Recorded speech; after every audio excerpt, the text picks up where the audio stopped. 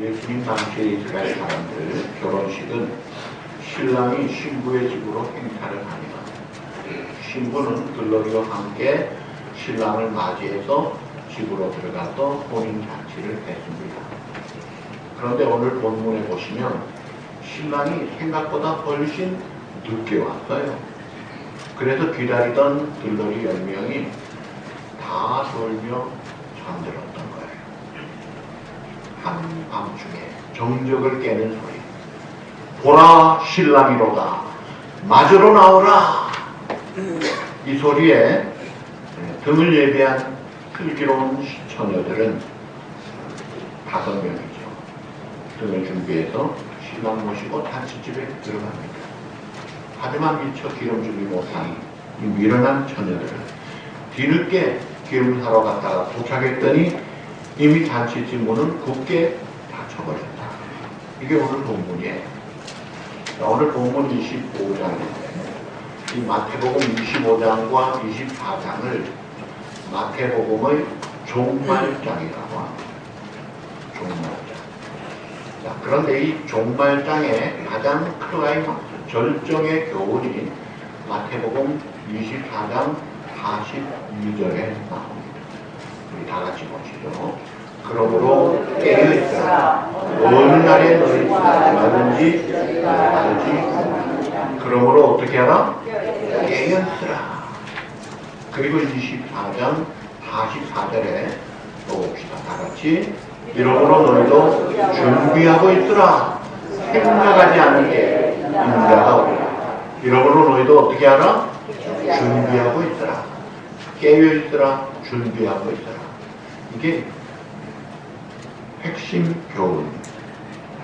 자, 오늘의 비유는 예수님이 이 땅에 이제 다시 오실 텐데 그때에 그 완성된 천국을 맞이하고 주님을 맞이할 때에 그 성도들의 형편을 10처녀 비유로 지금 설명을 해주신 거예요. 2000년 전에 예수님이 처음 오신 것은 그때 오셔서 우리의 죄값을 치르시고 그래서 그 예수님을 믿는 자는 죄 용서받아 하나님의 자녀가 되는 권세를 주심으로 그때 처음 오셨을 때는 예수님의 선택받은 자들은 이제 약혼자와 같은 거예요.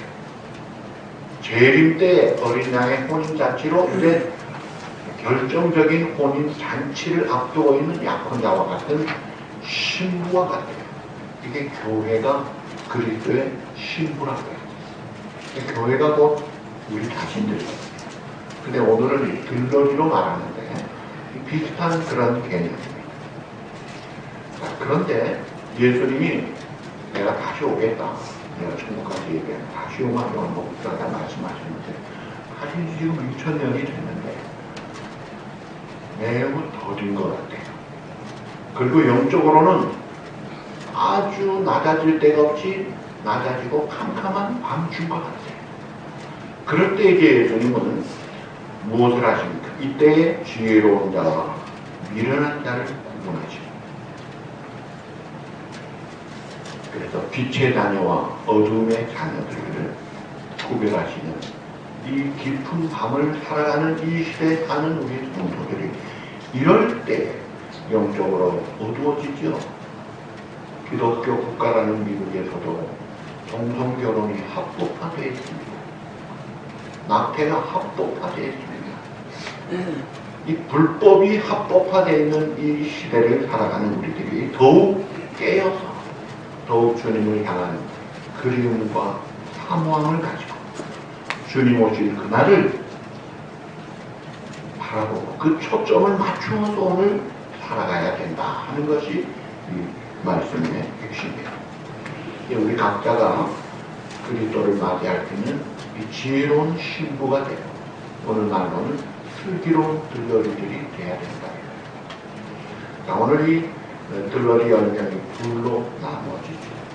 슬기로운 처녀 몇 명이에요? 5명. 그럼 나면 미련한 처녀가 몇 명이에요? 5명. 반반으로 나눠집니다. 하나님이 기대하시는 것은 우리가 주님을 맞이하는 수 있는 슬기로운 5 처녀가 다 되기를 확실하게 간절하게 원하시는 겁니다. 그렇다면 이 미련한 그 처녀들이 슬기로운 처녀가 되려면 어떻게 해야 되느냐?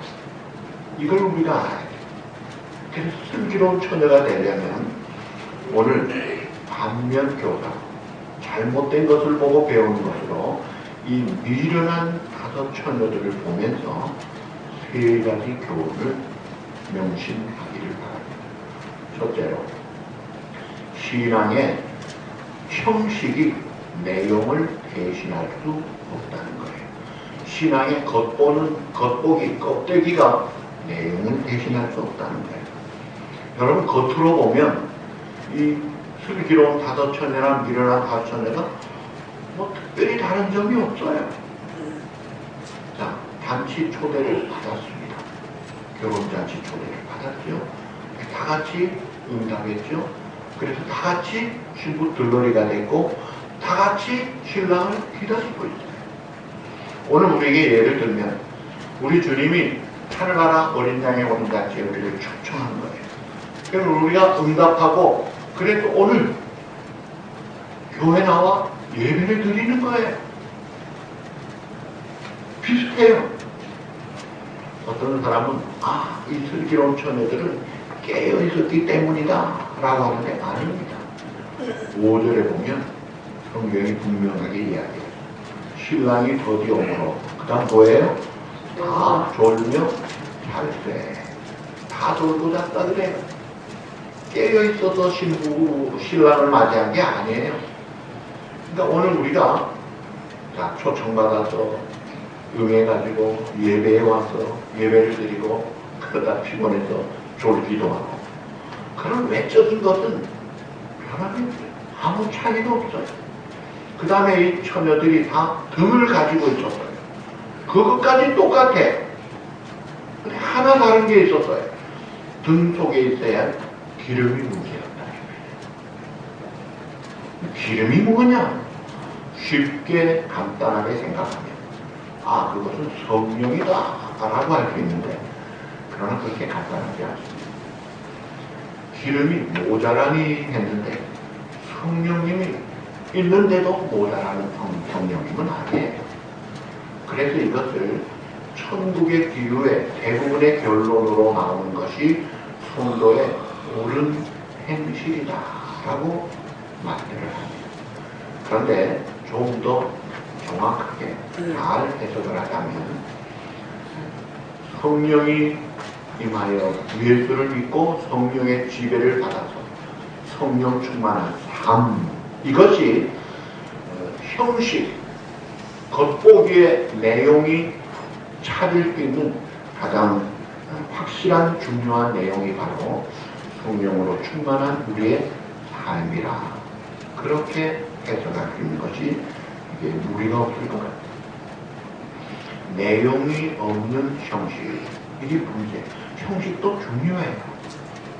그런데 내용이 없는 형식이 이게 문제예요. 예를 들면 예배를 드려요. 형식을 갖춘 거예요.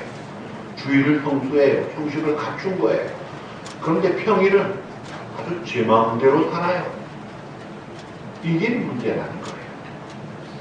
교회에서 하나님 앞에 잘 섬기는 것 같은데 집에 가면은 이게 깡패가 되고 엉터리가 되고 이건 아닙니다.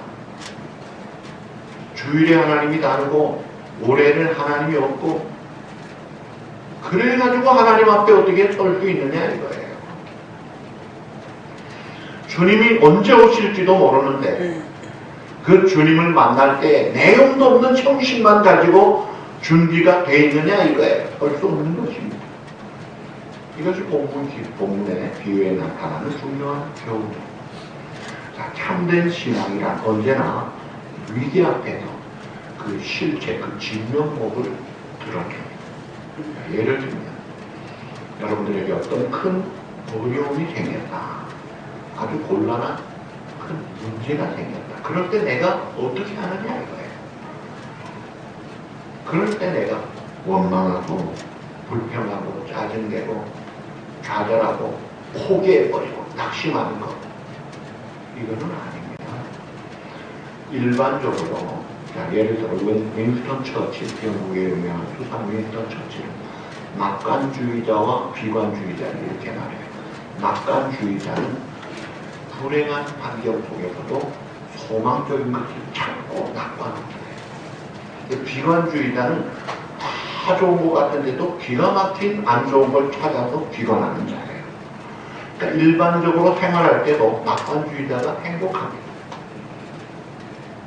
옵티미즘, 패시미즘보다 낙관주의자가 좋아요. 그러나 그 낙관주의라고 다 해결할 게 절대로 아니거든요. 적극적 사고방식, 저도 젊을 때 얼마나 좋아해서 책들을 보고 실패하더라도 시도할 수 있는 용기를 가져라. 아주 좋더라고요. 근데 시도할 수 있는 적극적 사고방식의 로버트 슐러교회는 지금 천주교로 넘어가 있어요. 중요한 것은 주님과의 관계가 어떻게 되느냐, 이게 문제인데 어려운 일 당할 때 불평, 원망, 짜증, 낙심으로 끝난다면 그것은 아닙니다. 어려워도 내가 엎드릴 줄 알고 주님 앞에 더 가까이 나갈 줄 알고 주님의 은혜를 구하고 성령 충만을 구하면서 여전히 감사할 줄 알고 찬송할 줄 알고 여전히 하나님 말씀 붙잡고 순종할 줄 아는 그 삶이 진짜다 이거예요. 여러분, 찬송의 삶, 감사의 삶, 순종의 삶 굉장히 중요합니다. 왜 그런지 아세요? 이게 성령 충만의 열매들이기 때문입니다. 자, 성령 충만한 삶을 에베소 5장 17절에 하나님이 명령하셨습니다. 술 취하지 말라 이니 망탕한 것이니 너희는 오직 성령으로 충만함을 받으라. 그러면서 성령 충만의 결과에 대해서 에베소 5장 19절에서 21절 우리 다 같이 보시죠. 시와 찬송과 신령한 노래들로 서로 하다니 너의 마음으로 주께 노래하며 찬송하며 범사에 우리의 그리스도의 이름으로 항상 아버지 하나님께 감사하며 그리스도를 경외함으로 피차 복종하라. 성령 충만의 열매가 뭐예요? 찬송하는 삶이에요. 그리고 범사에 항상 감사하는 삶이더라 이거예요. 그리고 피차의 인간관계 서로 존중히 여기고 복종하는 관계, 그런 삶을 원하시는 거예요. 그래서 성령 충만한 삶은 길을 가면서도 찬송이 나옵니다. 일을 하다도 찬송이 나오는 거예요. 어려운 일 당해도 감사가 나오는 거예요.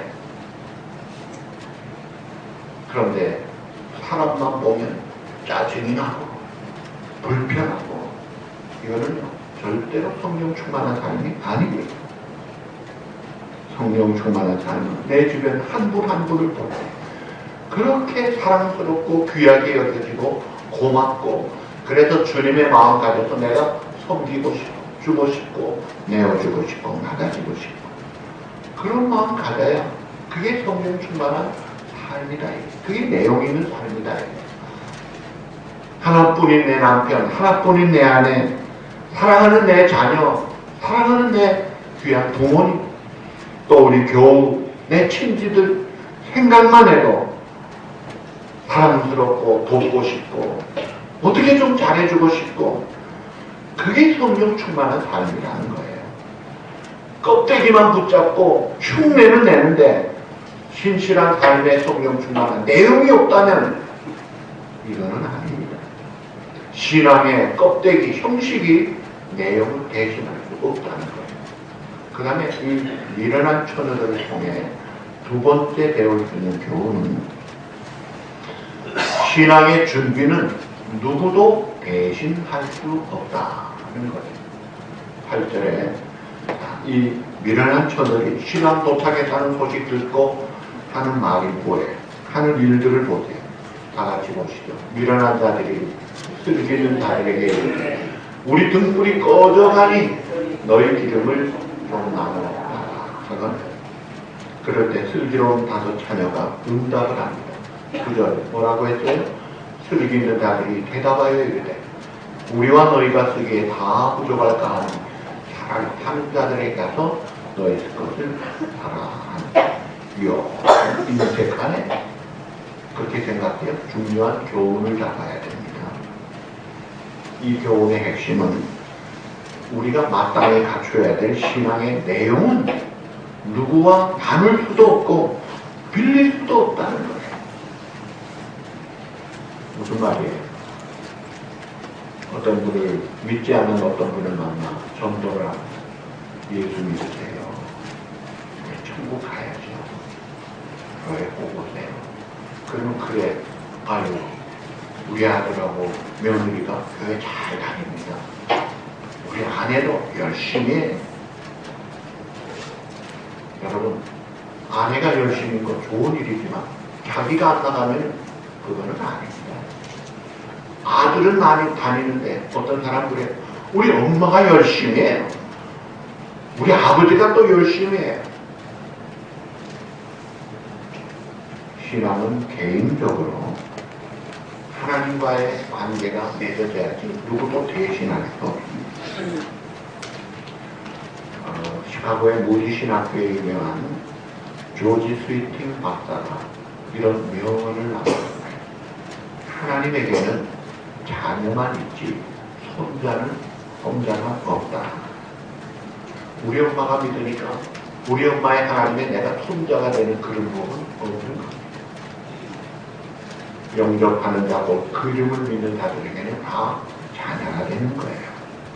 우리 한 분 한 분, 한 사람 한 사람이 각자 개인적으로 예수 그리스도만이 내 죄값을 치르시고 내가 죽어야 될 형벌을 대신 담당하신 유일한 구주가 되심을 믿고 영접하고 하나님의 자녀가 돼야 되는 거예요. 아버지가 믿으니까, 아내가 믿으니까, 자녀가 믿으니까 덤으로 그래가지고 그런 게 없다는 거예요. 개인적인 결단이 있어야 된다. 그러니까 신앙의 내용은 어느 누구도 대신할 수 없고 빌릴 수 없다는 거예요. 그 다음에 마지막 세 번째 교훈이 신앙의 결단의 기회는 언제나 있지는 않다는 것입니다. 자, 오늘 본문에 보면 잔치집의 문이 클로즈, 닫히더라 이거예요. 그런데 그 문이 다시 열리지 않더라. 자, 노아 홍수 시대에 120년 후에 홍수를 예고하죠. 방주를 예비하게 하고 마지막에 짐승까지 정결한 짐승 출산, 7상 정한 짐승 출산 시 하나님이 다 몰아주시고 활짝 열려있을 때 그때 얼마든지 들어갈 수 있는데 때가 되니까 하나님이 쾅! 클로즈 닫으시더라고요. 하나님이 닫으면 열자가 없는 겁니다. 그 방주문은 다시 열리지 않았어요. 아무도 그 다음에 못 들어가요. 심판 후에 열려서 노아 가족만 나온 거예요. 잃어버린 기회는 다시 오지 않더라는 거예요. 이게 중요한 경우입니다. 오늘 10절에 보니까 뭐라고 그래요? 그들이 살아가는 사이에 신랑용으로 준비했다 자가 함께 혼인잔치에 들어가고 문은 닫힌지라. 그 다음에 11절 다 같이 읽으시죠. 11절 그 후에 남은 처녀들이 이르되 주여 주여 우리의 열어주소서. 그런데 안에서 들려오는 음성이 있습니다. 12절 다 같이 대답하여 이르되 진실로 너희에게 이르노니 내가 너희를 알지 못하노라. 끝이더라 이거예요. 주님이 하신 말씀 이거는 진실의 팩트예요. 기회 지나갔다는 거예요. 다시 없다는 거예요. 좀 있으면 좋을 텐데 끝이라는 거예요. 이게 가장 마지막에 혹은 우리가 주님 만나기 직전 준비 안 되면 그건 끝이더라. 옛날 시락 휴토라는 거리에 한 사람의 동상이 있었습니다. 그 동상은 모양이 좀 특이해요. 앞머리는 무성한데 뒷머리는 머리가 하나도 없는 대머리예요. 그리고 어깨와 발에 날개가 달려있고 그 동상 밑에 이런 글귀가 있습니다. 그대의 이름은 무엇인가? 정답은 기회라는 겁니다. 왜 그대의 날개는 어깨와 발에 달려있는가? 신속이 나간다. 왜 그의 앞머리는 그렇게 무성한가? 기회를 앞에서 잡기는 쉽다는 거예요. 왜 그대의 뒷머리는 대머리인가? 지나가면 못 잡는다는 거예요. 기회란 지나가면 다시 붙잡을 수 없다. 이 말이에요. 오늘 우리에게 적용하면 내가 구원받을 기회도 지금 놓치면 내일 보장을 못하는 거예요. 지금 이 자리에서 끝장을 내야 된다. 은혜 받을 때 은혜를 지금 받아야 된다. 차차가 아닙니다. 그래서 고린도후서 6장 2절 말씀을 우리가 명심해야 합니다. 다 같이 보시죠. 이르시되 내가 은혜 베풀 때 듣고 구원의 날에 너를 보았다 하셨으니 보라 지금은 은혜 받을 만한 때, 보라 지금은 구원의 날이다. 보라 지금은 은혜 받을 만한 때가 now, right now, here. 지금 이 자리가 은혜 받을 때 구원의 날이다. 지금이다. 오죽하면 이런 유모가 탄생했겠습니까? 가장 소중한 금은 황금도 아니고 저금도 아니고 지금이다. 지금이 제일 중요하다는 거예요. 돈은 있다가 없어지고 있다가 또 생기기도 하지만 이 기회, 시간 지나가면 절대로 다시 되돌리지 못하는 것 같아요. 기회도 마찬가지. 근데 성경은 말합니다. 지금은 아직 열려있고 구원받을 만한 때라는 거예요. 철로역정의 저자 존 버넌이 교회는 다니지만 구원에 확신이 없어서 인생을 방황하고 있는데 하나님 앞에 호소하는 기도를 드렸습니다. 이렇게 기도합니다. 그 내용이에요. 주님, 아직 제 생명을 가져가지 말아 주십시오. 저는 아직 주님 앞에 설 준비가 되지 못했습니다. 오늘 내가 참된 구원을 얻을 수만 있다면 저는 어디라도 가겠습니다. 누구라도 만나겠습니다. 무엇이라도 하겠습니다. 부르짖어서 기도해요. 그렇게 기도 후에 목사님을 만나서 복음을 듣고 구원의 확신을 가진 거예요. 나를 위해서 예수님이 오셨구나. 십자가에서 죽으신 죽음이 내 죄값이었구나. 부활로 승리하셨구나. 그 예수님의 실존을 느끼면서 그 예수님을 나의 구주로, 나의 주님으로 믿고 영접해서 구원의 확신을 가지니까 얼마나 좋아요.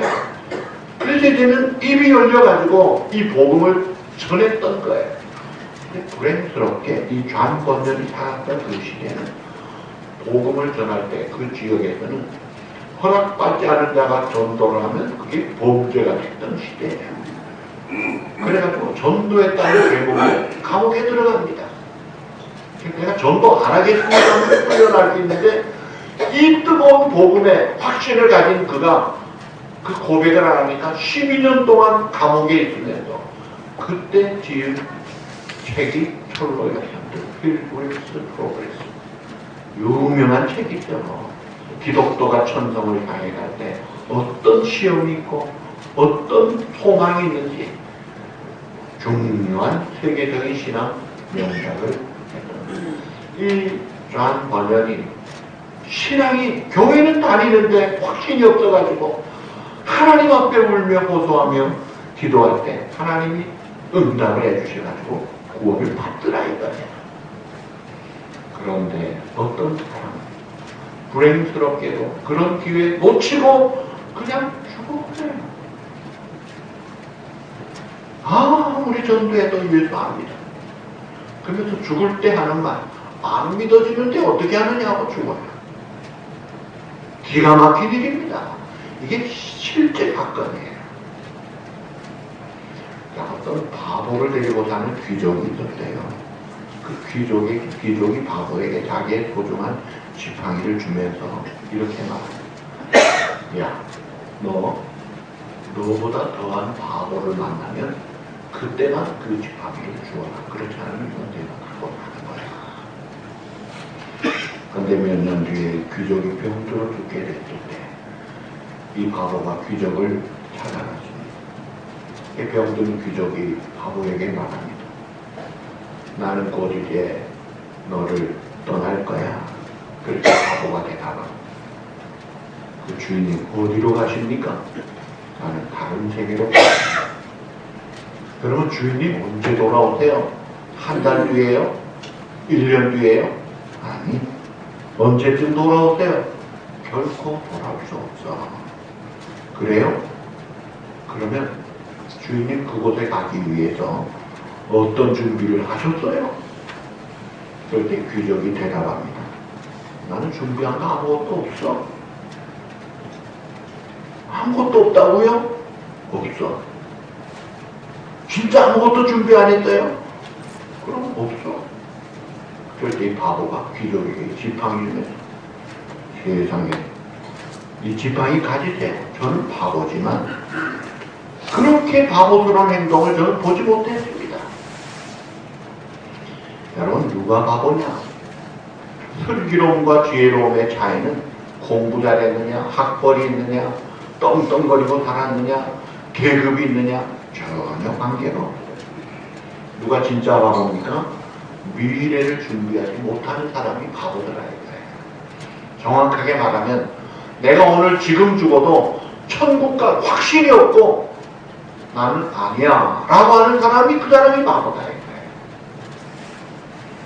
준비를 잘한 사람이 신랑을 맞더라고요.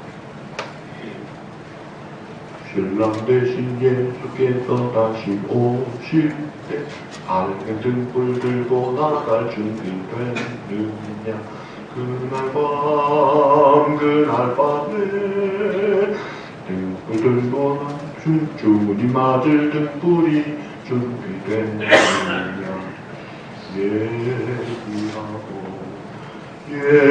예비하라 우리 신랑 예수 오실 때 밝은 등불 손에 들고 그 다음 뭐예요? 기쁨으로 주를 맞겠네. 아멘. 기쁨으로 주님을 맞을 준비를 하고 살아야 해요.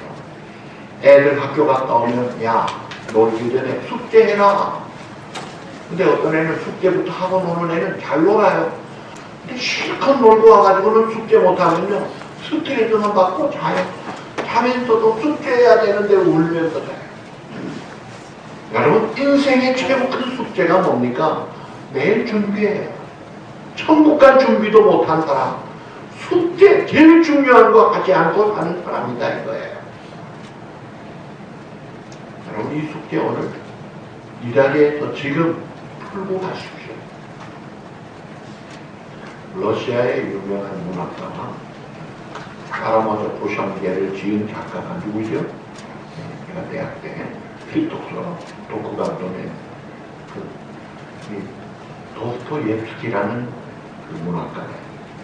이 사람이 본래 28살에 사형 선고를 받았어요. 그래가지고 사형장이 그 당시에 온도가 한겨울에 영하 50도까지 내요. 섭씨 영하 50도. 형틀이 3개가 있는데 이 도스토옙스키는 가운데 묶였던 거예요. 그리고 이제 최후에 5분이 남아있었어요. 그래서 그는 마지막 5분을 어떻게 지낼까? 그래서 같이 죽는 사형수들을 정중하게 인사를 합니다. 그리고 자기가 밟아도 땅을 보고 하늘을 보고 자기의 인생을 회고하면서 내가 마지막을 이제 죽는구나. 그 5분 시간이 지나니까 총에 탄환을 넣는 장전 소리가 차가닥 하고 나는 거예요. 그럴 때 이 도스토옙스키는 견딜 수 없는 죽음의 공포가 확 들어왔다고 그래요. 그런데 바로 그 순간에 멀리서 한 병사가 흰 손수건을 들고 팍 달려오는데 황제의 특사에 사면점을 가지고 온 거예요. 아주 극적으로 기가 막히게 살아먹었어요. 그래서 그때 참 조금만 늦었으면 죽어야 되는데 극적으로 살아남은 이 도토의 특기는 그 다음에 그는 이런 고백을 합니다. 내가 인생을 살면서 지금 세상을 떠나면 어디로 갈 것인가를 한순간도 뇌리에도 떨쳐본 적이 없었다. 지금 이 순간, 그때 죽었어야 되는데 안 죽었으니까 지금 이 순간에도 내가 세상을 떠난다면 어디로 갈 것인가를 한순간도 내가 잊어버리고 산 적이 없다는 거예요.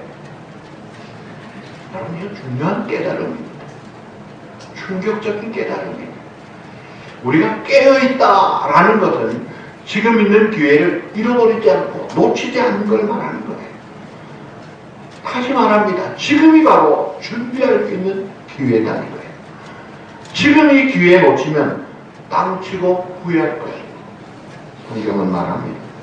슬피 울며 이를 갈미 있으리라. 지금이 바로 준비할 때더라. 지금이 예수 믿을 때요.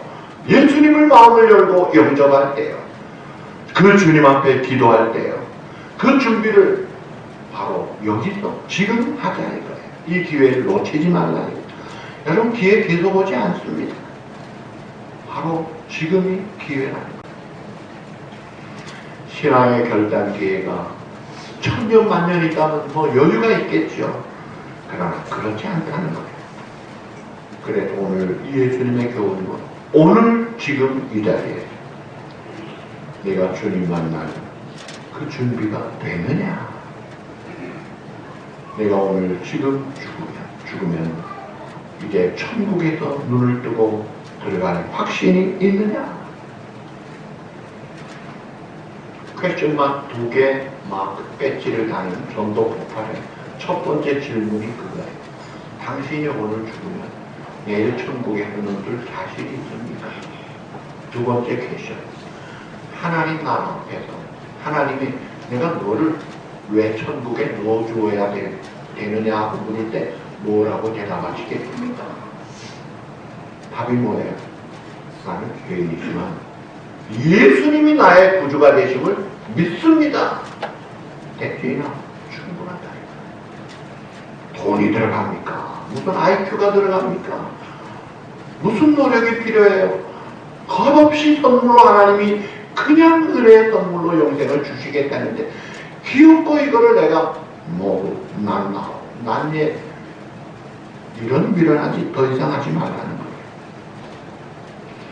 요한계시록 19장 5절 하늘나라의 혼인잔치의 모습입니다. 천사가 내게 말하기를 기록하라. 그 다음 뭐예요? 어린 양의 혼인잔치의 청함을 받은 자들은 복이 있도다 하고 또 내게 말하되 이것은 하나님의 참되신 말씀이라 하기로. 여기에 잔치에 청함받은 자는 100% 들어가는 성도를 가르칩니다. 하나님의 참되신 약속의 말씀이더라. 오늘 시간 우리 온누리 사랑하는 성도 여러분, 나는 죄인이지만 죄값으로 영원히 죽었지만 그러나 예수님의 말씀대로 성경의 말씀대로 하나님의 보장대로 예수 그리스도가 내 죄값을 담당하시고 나의 유일한 영원한 주님이 되심을 믿습니다.